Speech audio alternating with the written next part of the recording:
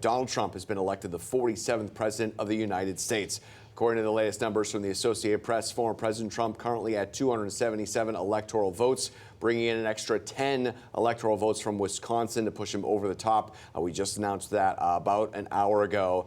Vice President Kamala Harris is at 224. The former president took to the stage at the Palm Beach County Convention Center around 2:30 this morning. He thanked supporters for electing him to a second term, saying it's time to unite. Take a listen. The task before us will not be easy, but I will bring every ounce of energy, spirit, and fight that I have in my soul to the job that you've entrusted to me. This is the third time that President Trump has declared victory. First time was in New York, last time was in D.C., but this was the first one in Palm Beach County. We've got live team coverage for you. Our reporters are standing by in the studio in the field to break down some of the close calls that we saw last night. Yeah, we've got state and national results, local seats, the outcome of the 6 ballot questions, and much more. But first, let's get to Danielle, who is going to join us from the live desk with more about this electoral map and how the presidential race really wasn't all that close at all. It was not, Matt. We are seeing a really big shift right now from where we were in 2020, especially in those battleground states. You see here the tally: Trump 276 electoral votes right now, Harris 223. He just got over that 270 threshold moments ago as Wisconsin was called for the former president. We're also seeing a victory here in the overall popular vote. That is something that a Republican candidate has not been able to do in 20 years. Trump's victory made possible by breaks in all of the battleground states. You see them here, Pennsylvania, Georgia, North Carolina, all of them going red. Wisconsin, Pennsylvania, and Georgia on this map are lit up with these diagonal lines to indicate that is where there's been a flip from 2020 when they went blue. Now, we are still waiting on a few states to be called, like Nevada and Arizona, but those returns are leaning Republican. Here is Trump and running mate J.D. Vance reacting to these returns early this morning.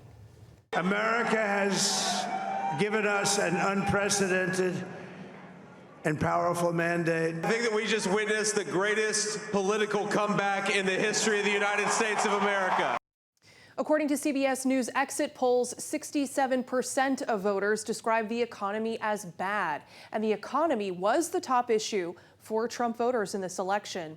As these results continue to come in this morning, we're seeing Kamala Harris underperforming Joe Biden's 2020 victory virtually everywhere, and Republicans making inroads in some reliably blue areas, and with demographics like Latinos and Black men, all of it adding up to the map that we see right now. Sam.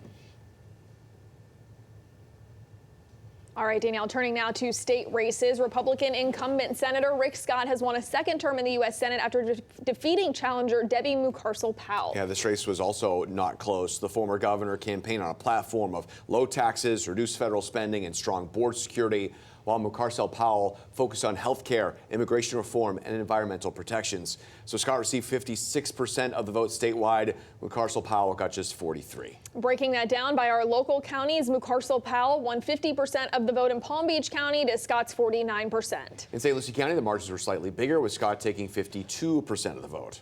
In Martin County, we're seeing an even bigger gap, with Scott taking home 64% to Mucarsel-Powell's 35%. In Indian River County, we saw a 62-36 win for Scott. And in Okeechobee County, Scott took a majority of the votes with 73%. When we take a look at our U.S. House results, District 23 makes up Palm Beach County and Broward County lines. Democrat Jared Moskowitz, a very vocal Democrat on Capitol Hill, he did win with 52% of the vote over Republican opponent Joe Kaufman.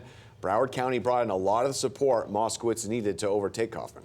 In District 8, making up all of Brevard and Indian River counties and part of East Orange County, Republican Mike Herodopoulos defeated Democrat Sandy Kennedy. Herodopoulos took home 65% of the vote to Kennedy's 35%. He will succeed Bill Posey as congressman. In District 18, which makes up several heartland counties, including Okeechobee County, Republican Scott Franklin has won re-election with 65% against Democrat Andrea Kale's 35%. Now to the race for Florida's 21st congressional district, impacting people living in northern Palm Beach County as well as Martin and St. Lucie counties. Republican Brian Mast will be returning to Washington for his 5th term in Congress. He defeated Democratic challenger Thomas Whitcop, a 25-year-old former teacher. Our Danny Travis joins us live now on the Treasure Coast with the latest here. Danny? Yeah, Sam, well, Republican Brian Mast said during his victory speech last night that it's an honor to be able to serve another 2 years in Congress. Now, the war veteran who suffered serious injuries in Afghanistan has focused on veterans' issues the last 8 years. According to Mast, his other priorities include securing the border and fixing immigration. Mast's re-election shows his policies continue to resonate with voters in the district. Thank you for allowing me to do it. I will continue to do it the way that I did it in the military, always remembering that the best leaders, they never ask their men and women to do something that they wouldn't do themselves or hadn't already done themselves. That's a trait of good military leadership. I always realize as a bomb technician, the decisions that I make, right, they affect the people around us. A few notable leaders in our area attended his victory party, including Martin County Sheriff William Snyder and State Representative Toby Overdorf. Now, Mast will begin his 5th term on January 3rd. Matt, Sam. Okay, thank you. In Palm Beach County, Democrat Lois Frankel is securing another term in Congress. She defeated Republican challenger Dan Francis in a rematch from 2022. Let's get to our Cara Duffy here in studio with a reaction there. Cara.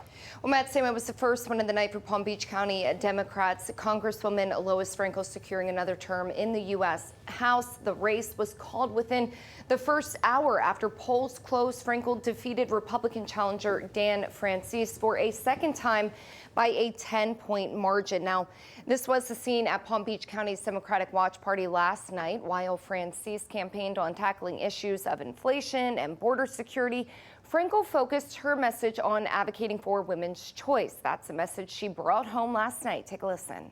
Well, I think everybody wants to find ways to get costs down for people, but for me it's always reproductive freedom. Too many states in this country are banning abortion. Women should have a right to make their own personal health care decisions. Now, Frankel also vowed to protect Social Security and Medicare. Shortly after she claimed victory last night, her challenger, Dan Francis, took to social media platform X to thank his supporters. He wrote, "Though the results weren't what we hoped for, our fight for a stronger America isn't over. Let's keep pushing forward for the values we believe in." This will be Frankel's 6th term in Washington. Matt? All right, Cara, thank you. Let's take a look at some of the state races now. House District 89 with just area west of 95, 2 newcomers. This one goes to Deborah Tendrich by just about 3 points. When we go to District 90, this is the only other House district in our area that's staying blue. Joe Casello winning with 56% of the vote. When we go to southern Palm Beach County, Boca Raton area, Peggy Gossett-Simon winning with 54% of the vote over Jay Schuster. Let's go to District 93 now. This is the closest one that we have seen. Ann Gerwig, former mayor of Wellington, just barely unseating the incumbent Catherine Waldron, the Democrat, 50.2% to 49.8%. Very close there. And in District 94, we can see newcomer Meg Weinberger beating Rochelle Litt 55% to 45%. CBS 12 News is the one to turn to for your Election Day results. For more on the presidential, state, and local races, you can head to our website, cbs12.com. You'll find it all right there for you on our homepage.